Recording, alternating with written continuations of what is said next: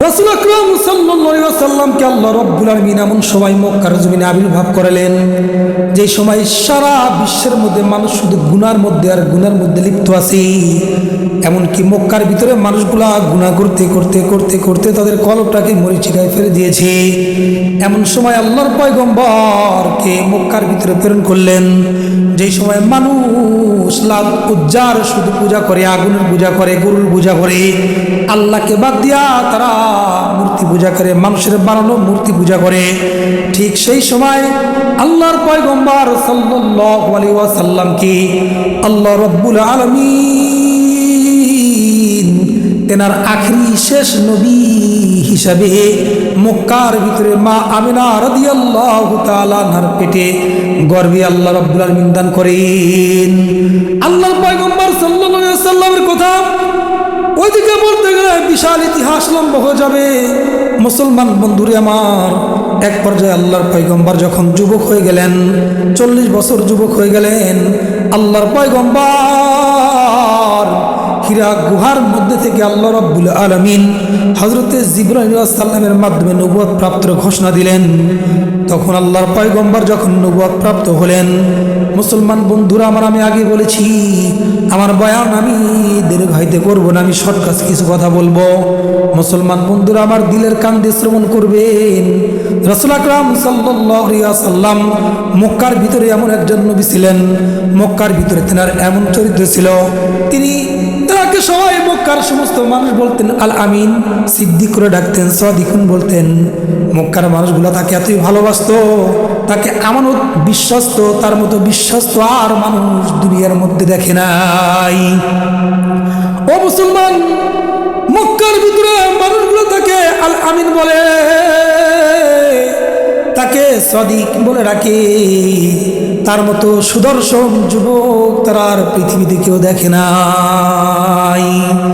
মুসলমান বন্ধুরা আমার, আল্লাহর পয়গম্বরের সাহাবী একবার আবু হুরায়রা রাদিয়াল্লাহু তাআলা আনহু আকাশের দিকে একবার তাকায়, আবারও জমিনে মুহাম্মদ রাসূলুল্লাহ সাল্লাল্লাহু আলাইহি সাল্লামের নূরানি চেহারার দিকে তাকায়, আবার আকাশের চাঁদের দিকে তাকায়, আবারও আল্লাহর পয়গম্বরের দিকে তাকায়। সাহাবীরা বললেন, ও সাহাবী, তোমার কি হয়েছে? তুমি একবার আকাশের চন্দ্রের দিকে তাকাও, আবার জমিনে আমার হাবিব মুহাম্মদ রাসূলুল্লাহ সাল্লাল্লাহু আলাইহি ওয়াসাল্লামের দিকে তাকাও, তুমি কি অনুমান করতেছ? আবু হুরায়রা রাদিয়াল্লাহু তাআলা আনহু বলেন, আল্লাহর কসম, আল্লাহর কসম, আল্লাহর কসম, আকাশের চন্দ্র থেকেও, সূর্যর থেকেও আকাশের চন্দ্র কি সুন্দর, তার থেকেও আল্লাহ রাব্বুল আলামিন জমিনের চন্দ্রকে মানে মুহাম্মদ রাসূলুল্লাহ সাল্লাল্লাহু আলাইহি সাল্লামকে সৌন্দর্য বেশি দান করেছেন। সুবহানাল্লাহ। এমন একজন নবী যার সম্পর্কে হযরত আয়েশা সিদ্দিকা রাদিয়াল্লাহু তাআলা আনহা বলেন, তোমরা যারা ইউসুফ পয়গম্বরকে দেখছিলা, ইউসুফ পয়গম্বরকে দেখা যে সমস্ত মেয়েরা হাতের মধ্যে ফল কাটার বদলে হাত কেটে ফেলেছিল, ওই সমস্ত মেয়েরা যদি আমার কলিজার টুকরা, জানের জান, প্রাণের প্রাণের স্বামী মুহাম্মদ রাসূলুল্লাহ সাল্লাল্লাহু আলাইহি ওয়াসাল্লামকে একবার দেখতো, তাহলে হাত নয়, চাকু দিয়া কলিজার ভিতরে ঢুকাইয়া দিত, কলিজা টুকরা টুকরা হয়ে যাইত, এরপরও একটু টের পাইতো না, শুধু আমার নবীর সৌন্দর্যের দিকে তাকায়া থাকতো, তাকায়া থাকতো। সুবহানাল্লাহ। এমন সৌন্দর্য একজন নবী, এমন চরিত্রওয়ালা একজন নবী, ফুলের মতো আল আমিন, সাদিক, সত্যবাদী, যে কখনো 40 বছরের মধ্যে মক্কার কোনো মানুষ তাকে মিথ্যা কথা বলা তো দূরের কথা, মিথ্যা কথা বলার জন্য একটা মন মানসিকতা লাগে, সেটাও তার মতো দেখা নাই। এমন একটা নবী, এমন একটা নবী। সুবহানাল্লাহ, সুবহানাল্লাহ।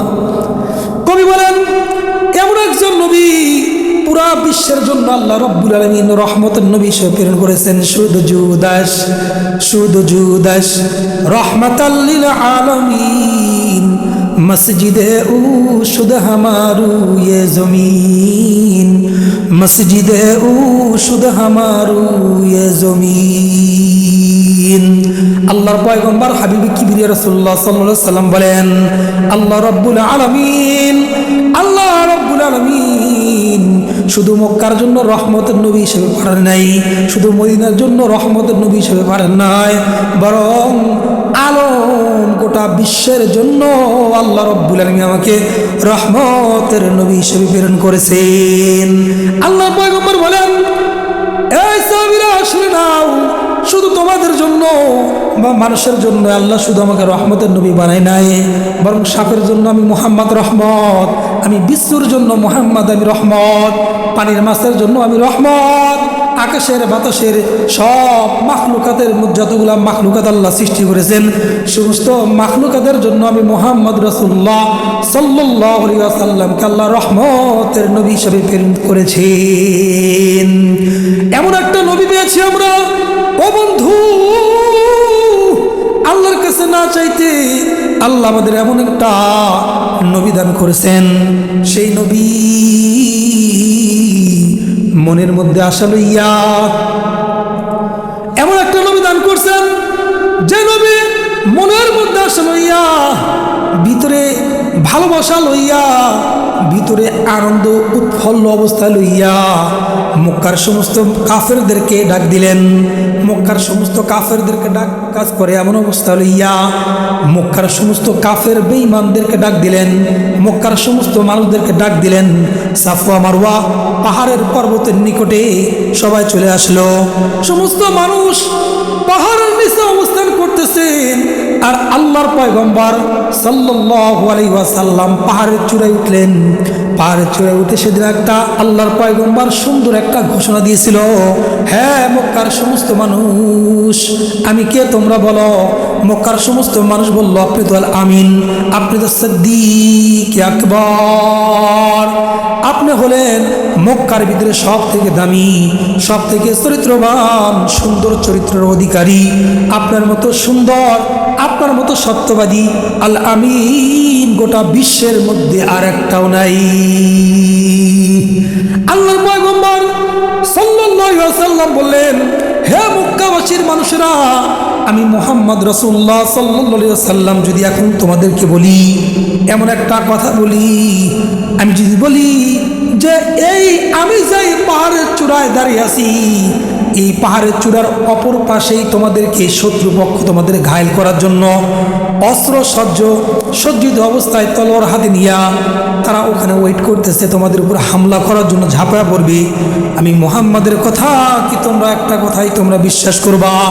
আল্লাহর কসম, আল্লাহর কসম, আল্লাহর কসম, সেদিন মক্কার সমস্ত কাফের লিডার, ছোট থেকে বড়, বড় থেকে ছোট, মানুষ, মহিলা বলেন, পুরুষ বলেন, সবাই এক বাক্যে বলেছিল, ওগো মুহাম্মদ তুমি কি বলতেছ? কয়েক জন্মের পর থেকে তোমাকে কোনোদিন মিথ্যা কথা বলতে শুনি নাই, তোমার চরিত্রের মধ্যে কোনো দাগ নাই, চাঁদের গায়ে দাগ থাকতে পারে রে, কিন্তু তোমার গায়ে কোনো চরিত্র হরণের দাগ নাই। আল্লাহর পয়গম্বর আশ্বস্ত হলেন, আল্লাহর পয়গম্বর শান্ত হলেন। আল্লাহর পয়গম্বর মনে মনে ভাবলেন, আমি যদি এখন দিনের দাওয়াতটা প্রচার করা শুরু করি, তাহলে হয়তো তারা নিশ্চয় আমি মুহাম্মাদের কথা তারা মানবে। আল্লাহর পয়গম্বর তখন সমস্ত মক্কার মানুষকে লক্ষ্য করে বললেন, এই যে আমি মুহাম্মদকে তোমরা সত্যবাদী বললা, আল আমিন বললা, আমার মতো চরিত্র আর কেউ দেখো নাই, আমার মতো সুন্দর আর কেউ দেখো নাই, এই সৌন্দর্যওয়ালা মানুষ, সুন্দর চরিত্রওয়ালা মানুষ, আল আমিন সিদ্দিকিন, তোমাদের মাঝে বলতেছি,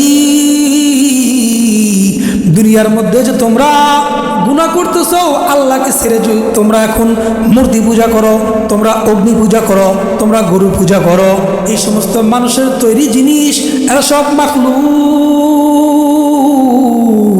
মাখলুক কিছুই করতে পারে না আল্লাহ ছাড়া, আল্লাহ সব করতে পারেন মাখলুক ছাড়া।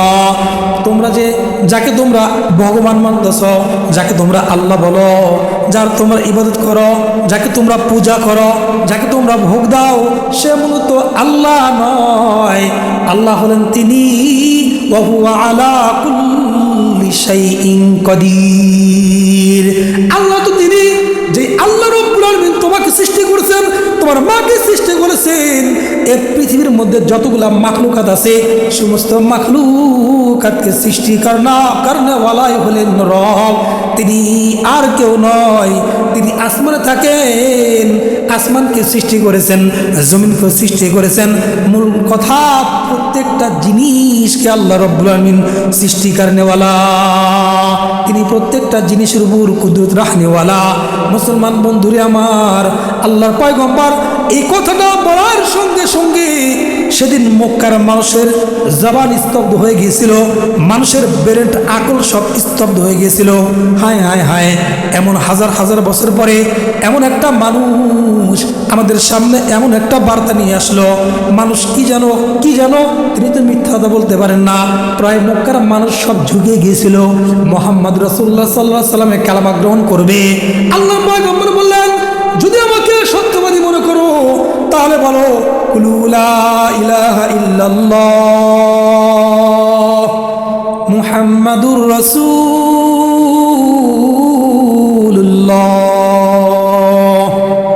হে মক্কার মানুষ, তোমরা এই কথার সাক্ষী দাও আল্লাহ ছাড়া অদ্বিতীয় কোনো মালিক নাই, আমি মুহাম্মদ রাসূলুল্লাহ সাল্লাল্লাহু আলাইহি ওয়াসাল্লাম আল্লাহর প্রেরিত একজন সম্মানিত রাসূল। এই কথা বলার সঙ্গে সঙ্গে দূরে কেউ নয়, ঘরের মধ্যে আপন চাচা আবু লাহাব সবার মধ্যে হুঙ্কার দিয়ে বলল, নেতা মানুষ হুঙ্কার দিয়ে বলল, আরে মুহাম্মদ, তুই বুঝি এই জন্যই আমাদেরকে এখানে সাফা মারওয়া পর্বতের নিচে একত্র করেছ? তোমার মনের কল্পনা জল্পনা কখনোই পূরণ আমি হতে দিব না। তুই যে জন্য ডাক দিছস, তুই ধ্বংস হয়ে যা, তুই ধ্বংস হয়ে যা, তুই ধ্বংস হয়ে যা। এমন করে বলার সঙ্গে সঙ্গে আল্লাহর পয়গম্বরের সুন্দর চেহারাটা মলিন হয়ে গেল। আল্লাহর পয়গম্বর চেহারাটা একবার মলিন হয়ে গেল। আল্লাহ রাব্বুল আলামিন কিছুদিন পরেই আল্লাহর পয়গম্বরকে ডাক দিয়ে বললেন, হাবিব, আপনি মন খারাপ করবেন না। আপনি মন খারাপ করলে স্বয়ং রব আমারও মনটা খারাপ হয়ে যায়। আল্লাহর পয়গম্বরের উপরে আল্লাহ রাব্বুল আলামিন নাযিল করলেন, তাব্বাত ইয়াদা আবি লাহাবি ওয়া তাব মা আগনা আনহু মালুহু ওয়া মা কাসাব সায়াসলা নারান যাতা লাহাবি ওয়া ইমরাতুহু হাম্মালাতাল হাতাব ফি জিদিহা হাবলুম মিন মাসাদ। আল্লাহ রাব্বুল আলামিনের উপরে আল্লাহ রাব্বুল আলামিন মুহাম্মদ রাসূলুল্লাহ সাল্লাল্লাহু আলাইহি ওয়াসাল্লামের উপরে এই কোরআনের এই সূরাটা নাযিল করলেন। আল্লাহ রাব্বুল আলামিন পুরা 30 পারা কোরআনের ভিতরে 114 খানা সূরার মধ্যেও এই তাব্বাত সূরাটা আল্লাহ নাযিল করলেন। বললেন, হাবিব, যেই আঙ্গুল দিয়ে আপনার চাচা আপনাকে ধ্বংসের কথা বলেছে, আমি আল্লাহ ঘোষণা করলাম, তাব্বাত ইয়াদা আবি লাহাবি ওয়া তাব, আবু লাহাবের দুইটা হস্তদ্বয় মানে দুইটা হাত ধ্বংস হয়ে যাক। আবু লাহাবের কোনো অর্থ করি তার কোনো কাজে আসবে না, তার স্ত্রীও ধ্বংস হয়ে যাক। এমন একটা নবী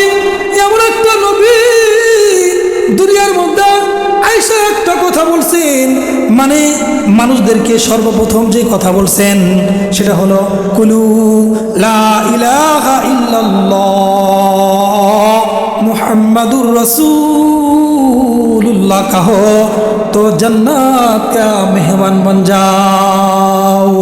কয় তোমরা লা ইলাহা ইল্লাল্লাহ বলো আর জান্নাতের মেহমান হয়ে যাও। আল্লাহর পয়গম্বরের শেষ বার্তা ছিল, মৃত্যুর সময় একটা বার্তা ছিল। তিনি আল্লাহর পয়গম্বর যখন মৃত্যু সজা যাবেন, আল্লাহর পয়গম্বর কিন্তু বলে নাই তাকে দেখবো, এটা খাবো। মানুষের নীতি হলো দুনিয়ার মধ্যে যখন মরবে তখন বলে আমি এই জিনিসটা আমি পূরণ করবো, এই জিনিসটা আমি খাবো, এই নিশ্চিত করে। কিন্তু আল্লাহর পয়গম্বর মৃত্যুর সময় কোনো জিনিস চায় না, বরং বলছে আকিমুস সালাত সালাত সালাত সালাত ইয়া উম্মতি, হে আমার উম্মত, নামাজ নামাজ নামাজ, তোমরা কখনোই নামাজ তরক করো না। আল্লাহর পয়গম্বর বলেন, বুনিয়াল ইসলামু খামসাতিন আলা শাহাদাতি লা ইলাহা ইল্লাল্লাহ وأن محمدا عبده ورسوله ويقام الصلاة وإيتاء الزكاة والحج صوم رمضان ইসলামের মধ্যে পাঁচটি স্তম্ভের মধ্যে একটা রকম হলো নামাজ। এই জন্য মুসলমান নামাজের দিকে আল্লাহর পয়গম্বর বেশি বেশি তাকিদ দিতে বলেছেন। নামাজ নামাজ নামাজ। 7 বছর বয়সের পর যখন বাচ্চা বড় হয়ে যাবে নামাজের তাকিদ দাও। 7 বছর পর থেকে যখন 10 বছরে চলে যাবে নামাজের তাকিদ দাও, তবে এখন ধমক দাও।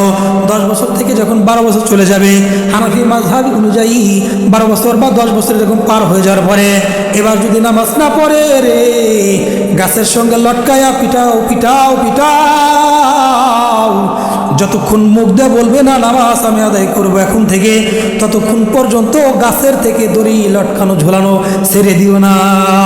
ও মুসলমান, আমার দেশের মানুষগুলোর বয়স 16 বছর, 18 বছর, 20 বছর, 22 বছর, 50 বছর হয়ে যায়, এরপরে মানুষগুলো নামাজ পড়ে না।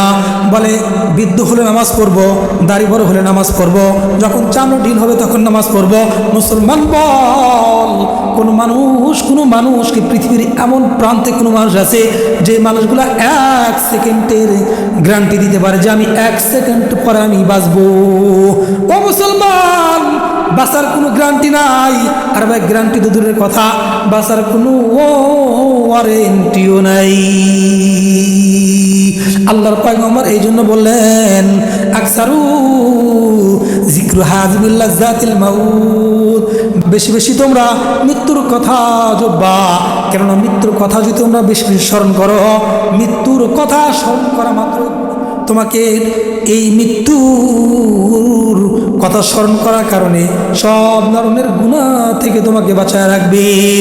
অনুরূপভাবে আল্লাহর পয়গম্বর বলেন তোমরা আরেকটা কাজ করবা, বেশি বেশি নামাজ পড়বা। কেননা ইন্নাস সালাতা তানহা আনিল ফাহশাই ওয়াল মুনকার, কারণ নামাজই হলো যাবতীয় পাপ ও গুনাহ থেকে তোমাকে পৃথক রাখনেওয়ালা। ইন্নাস সালাতা তানহা আনিল ফাহশাই ওয়াল মুনকার, সমস্ত অশ্লীল কাজ, সমস্ত গুনার কাজ, জেনা থেকে, সুদ থেকে, ব্যভিচার থেকে, মানুষের গীবত গাওয়া থেকে, মানুষের অনিষ্ট করা থেকে, সব ধরনের গুনাহ থেকে তোমাকে নামাজ পড়ার কারণে তোমাকে বিরত রাখবে নামাজ। কারণ তুমি নামাজি, তোমার মুখে দাঁড়িয়ে আছে, দাঁড়িয়ে তোমাকে বলবে আরে ভাই তোমার তো টিভি দেখা যাবে না, তোমার তো জেনা করা যাবে না, তুমি তো নামাজি, তোমার তো সুদ খাওয়া যাবে না, তুমি তো নামাজি, তোমার তো ঘুষ খাওয়া যাবে না, কেননা তুমি নামাজি। মানুষের গীবত গাওয়া যাবে না, কারণ তুমি হলা নামাজি। আসসালাতু মিফতাহুল জান্নাহ, আসসালাতু মিফতাহুল জান্নাহ। হাদিসের ভাষায় আল্লাহর পয়গম্বর বলেন নামাজ হলো জান্নাতের চাবি।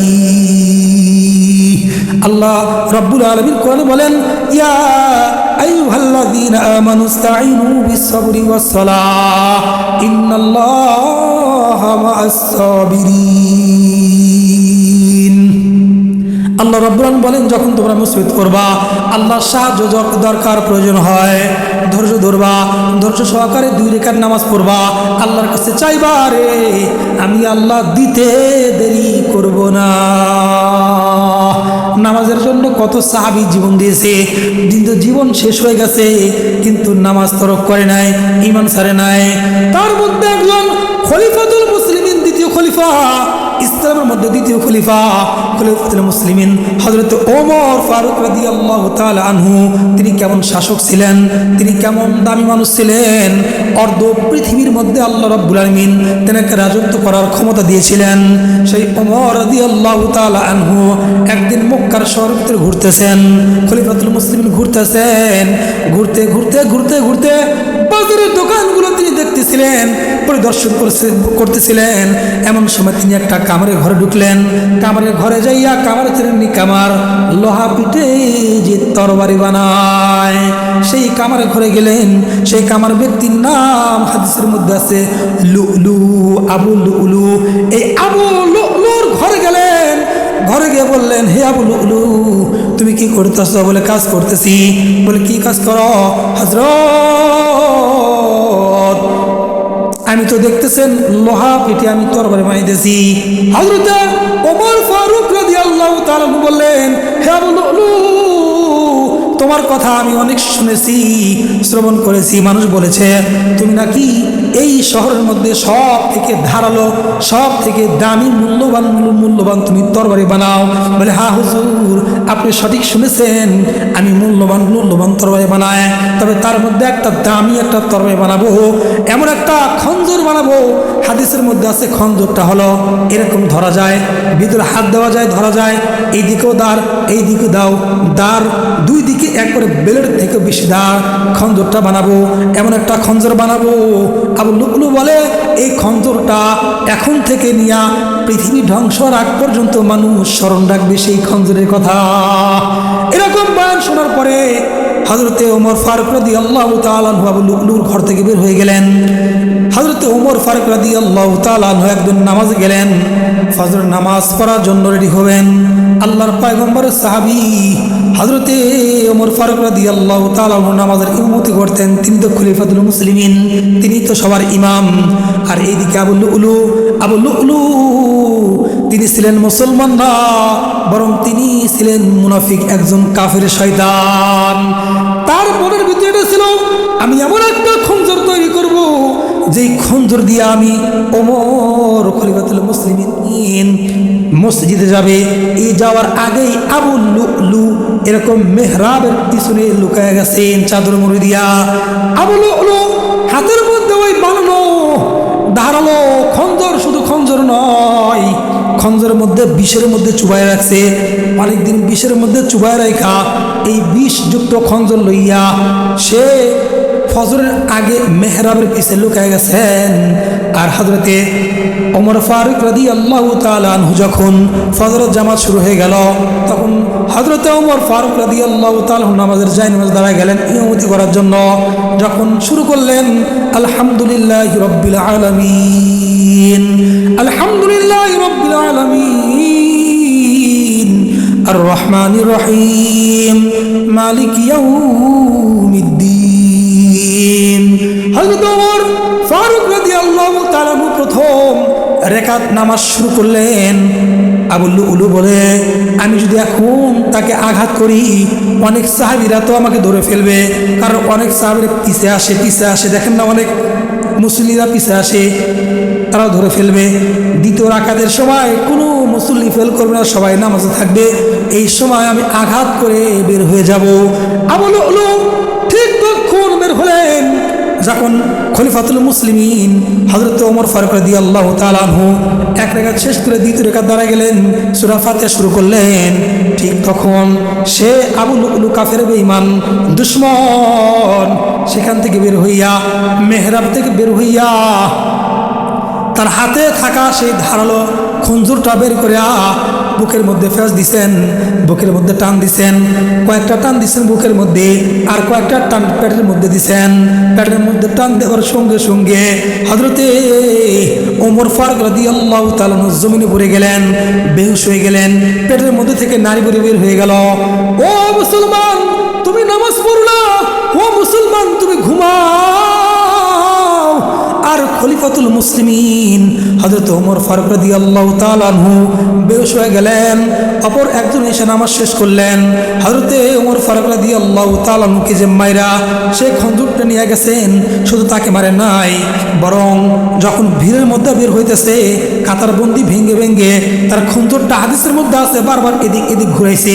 ঘুরানো কারো আরো 14 থেকে 15 জনের উপরে মানুষ।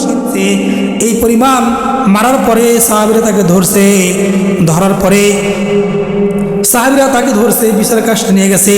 হযরত ওমর রাদিয়াল্লাহু তাআলা আনহুকে যখন বাড়িতে নিয়ে গেছে, বাড়িতে নিয়ে যাওয়ার পর ওমর রাদিয়াল্লাহু তাআলা আনহুকে দেখার জন্য বড় চিকিৎসক হেকিম আসলো। হেকিম আয়েশা দুধ খাওয়াইছে। দুধ খাওয়ার পর হেকিম দেখতেছে শিরাই করলে থাকবে কিনা। দুধ খাওয়ার পর দুধ পেটের ভিতরে যে কাটছে সেখান দিয়ে বের হয়ে যাইতেছে। হেকিম বলতেছে, তার মনের কি ইচ্ছা, যদি থাকে বলেন, সে কিন্তু আর বাঁচবে না। এরপরে একটু পর একটু পর হযরত ওমর ফারুক রাদিয়াল্লাহু তাআলা জ্ঞান ফিরে পেলেন, একটু জ্ঞান ফিরে পেলেন। জ্ঞান ফিরে পাওয়ার পরে তার কলিজার টুকরা সন্তান আব্দুল্লাহ ইবনে ওমর রাদিয়াল্লাহু ডাক দিয়ে বললেন, হে আব্দুল্লাহ এদিকে আসো। আব্দুল্লাহ রে, আমাকে একটু পানি দাও। তিনি মনে করলেন পানি আমার বাবা খাবে, এই জন্য বাবা আমার থেকে পানি চাইতেছে। কিন্তু আর বিষয় না, না না, বাবা পানি খাওয়ার জন্য পানি চায় নাই, বরং বাবা বলতেছে, আব্দুল্লাহ রে, আমি তো আমার গাও তো অবশ্য হয়ে যাচ্ছে, বাবা পানি দিয়া একটু আমাকে ওযু করে দাও। পুরো পেট দিয়ে রক্ত দিয়ে মাইখে গেছে রে মুসলমান। মুসলমান একটা বড় চিন্তা কর, দিলের কান্দে শোন, কেমন তেনারা কেমন নবীর পাগল ছিলেন, তেনারা কেমন আল্লাহর আশিক ছিলেন, আল্লাহর মাহবুবের বন্ধু ছিলেন। হযরত ওমর রাদিয়াল্লাহু তাআলা বললেন, একটু ওযু করে দাও, কেননা আমি আর জানা মতে ফজরের জামাত আমি পরিপূর্ণ আদায় করতে পারি নাই। আমি ওমর যদি এখন মারা যাই, কবর ভিতরে আল্লাহর কাছে কিভাবে দাঁড়াবো? আল্লাহ তো বলবে, ওমর রে, তুমি তো কবর চলে আসছো, কিন্তু ফজরের জামাত তুমি পরিপূর্ণ আদায় করো নাই। ও মুসলমান, চিন্তা করছো, বুকের মধ্যে হাড্ডি কেটে শেষ করছে, পেটের মধ্যে নাড়ি ভুড়ি বের হয়ে গেছে, উঠতে পারে না, বেহুশ। এরপরে বলে ওযু করে দাও, বাকি নামাজটুকু পরে আমি আল্লাহর দিদারে যেতে চাই। তাকে ওযু করে দেওয়া হলো। ইশারার মাধ্যমে তিনি নামাজ শেষ করলেন। নামাজ শেষ করে বললেন, হে আব্দুল্লাহ, আরেকটা আবদার আছে, আরেকটা ওসিয়ত হলো যে তুমি এখন যাইবা, হুজরার ভিতরে যাইবা, আল্লাহর পয়গম্বর স্ত্রীর সাথে দেখা করবা, তাকে যা বলবা যে আমার বড় আশা ছিল মুহাম্মদ রাসূলুল্লাহ সাল্লাল্লাহু আলাইহি ওয়াসাল্লামের পাশে একটু ঘুমাবো। আম্মা জান, যদি আপনি অনুমতি দিতেন তাহলে আমার বাবা সেখানে একটু ঘুমাতো। এই কথা বলার পরে হযরত রাসূল আকরাম সাল্লাল্লাহু আলাইহি ওয়াসাল্লাম স্ত্রী আয়েশা রাদিয়াল্লাহু তাআলা আনহা বললেন, ঠিকই বলেছো, রাসূলের জায়গায়, রাসূলের পাশে শোয়ার একমাত্র হক হলো ওমরের। কেননা আমার স্বামী যেখানে যাইতো, আল্লাহর পয়গম্বর যেখানে যাইতো, ওমর সেখানে যাইতো, নবী যেখানে বসতেন রে, ওমর সেখানে বসতেন। এই জন্য আল্লাহর নবীও চাই যেন আল্লাহর নবীর পাশেই ওমরকে শোয়া দিই। ও মুসলমান, তোরা কেমন ছিলেন? নামাজ বাদ দেয় নাই, মৃত্যু চলে গেছে, মৃত্যু তার জীবনটা একেবারে শেষ হয়ে যাচ্ছে, এরপরও মৃত্যুর আগে নামাজ তারা কখনো ত্যাগ করে নাই। আর আমার তোমার গায়ের ভিতরে একটু জ্বর হলে নামাজ নাই, আমার তোমার ঠান্ডা লাগলে আর 7 দিনের কোনো মসজিদের কোনো খবর নাই। মুসলমান বন্ধুরে আমার একটা কথা শুনে রাখো, মুসলমান বন্ধুরে আমার একটা কথা স্পষ্ট শুনে রাখো, আল্লাহর কসম, আল্লাহর কসম, আল্লাহর কসম, কোনো জুমার নামাজ আর 2 ঈদের নামাজ তোমাকে কখনোই জান্নাতের উচ্চ মাকামে নিয়ে যেতে পারে না।